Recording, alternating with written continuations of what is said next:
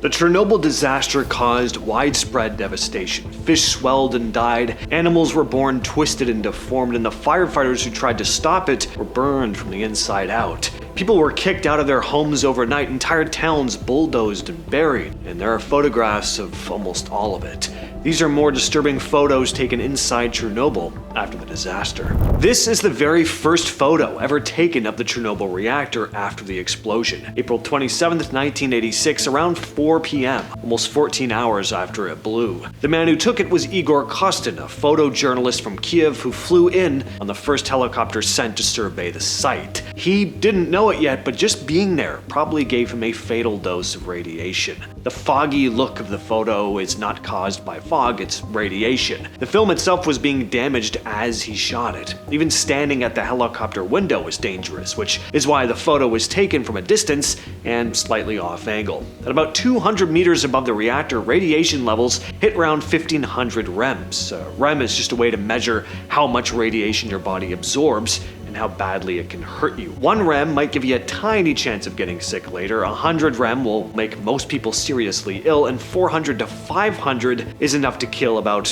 half of the people exposed in a month. So 1500 rems, that is insanely high, enough to kill someone in just a few minutes. The helicopter crew wasn't shielded from it, and even the instruments on board maxed out at 500 rems, so they didn't even realize how deadly this was. The air was literally hot enough to start frying their bodies from the inside out, and many of the crew on that flight later got sick from radiation exposure.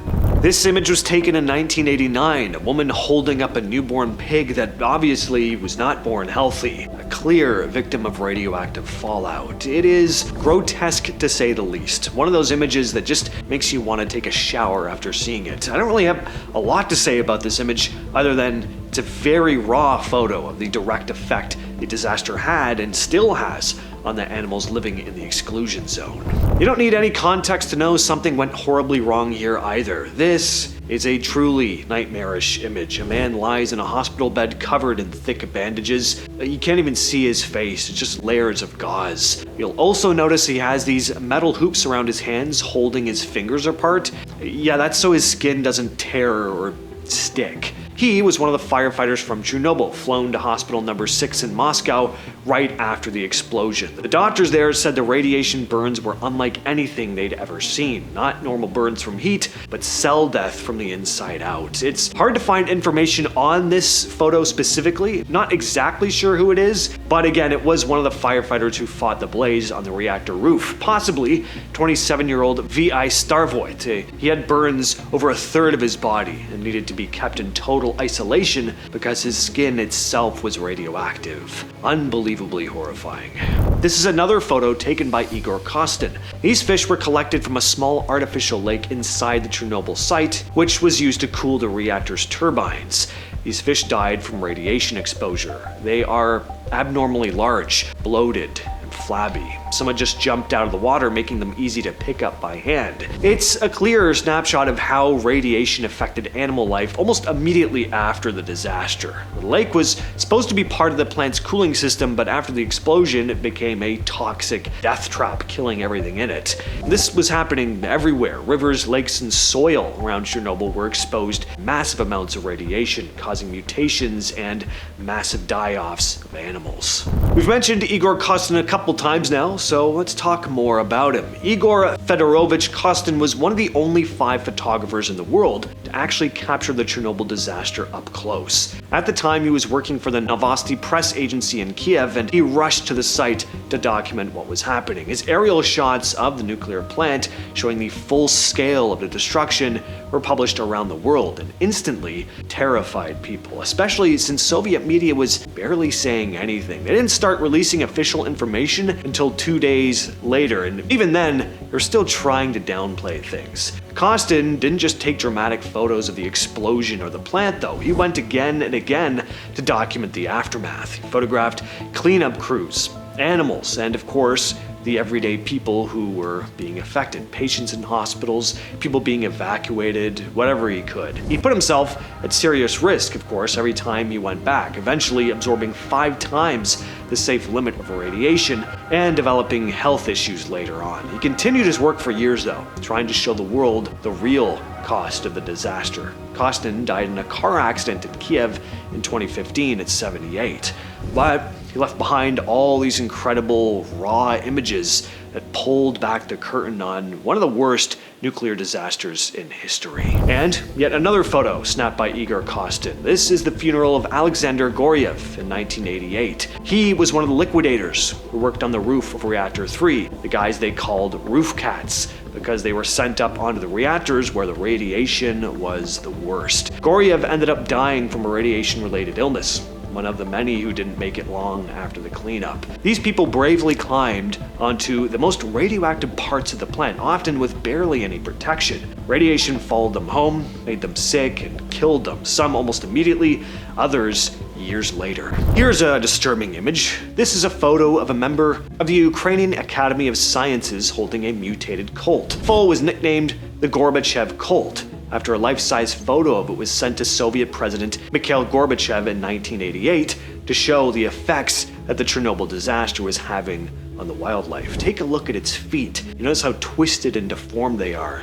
Ugh. We hear a lot about animals being mutated by radiation, but I mean, actually seeing physical evidence of it like this, man, it just hits on a whole other level. And this was not a rare occurrence. Birds, cows, insects, as we mentioned earlier, pigs, were all being born with deformities across the zone. There are a few haunting photos showing the evacuations from Pripyat and the surrounding areas after the explosion. On April 27, 1986, around 49,000 people were told to leave. At the time, they were being told it would just be temporary. Buses and trucks arrived to get everyone out, and you notice how no one is wearing gas masks. Supposedly, they didn't tell people to. If they did, everyone would know how bad the situation really was. And like I said, they were trying to still downplay everything. People left almost everything behind. They were told to just bring their documents and a few personal belongings. Pets, farm animals were abandoned, and the areas were quickly sealed off.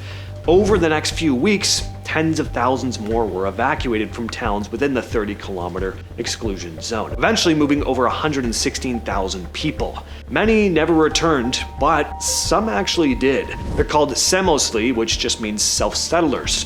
Most are older people who didn't want to leave their homes, farms, and villages behind. It was just all they knew.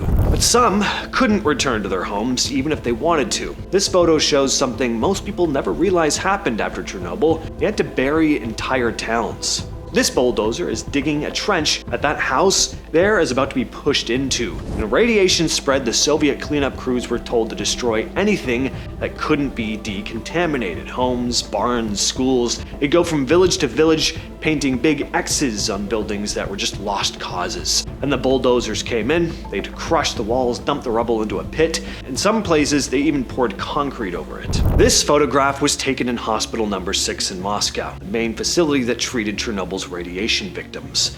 After the explosion, dozens of firefighters and plant workers were flown there immediately, many of them barely conscious. The hospital had a special radiation unit run by Dr. Angelina Goskova and Dr. Robert Gale, who were forced to kind of improvise treatments that didn't really exist yet. They had to isolate the patients completely because even their sweat and breath could contaminate anyone nearby. So in this photo, you see a doctor working through a plastic wall using long gloves, treating a patient who'd already had a bone marrow transplant, the last-ditch effort to replace cells destroyed by radiation. These transplants rarely actually worked. Most patients' immune systems were just too damaged to recover, and infections would set in within days. Some of them didn't even survive long enough for their hair to fall out.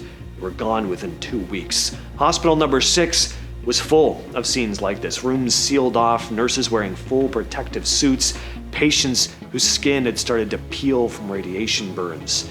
Visitors weren't allowed, and even doctors had to limit their time near the beds. With all that said, that's been the video today, and I'll catch you, yes, you specifically, next time.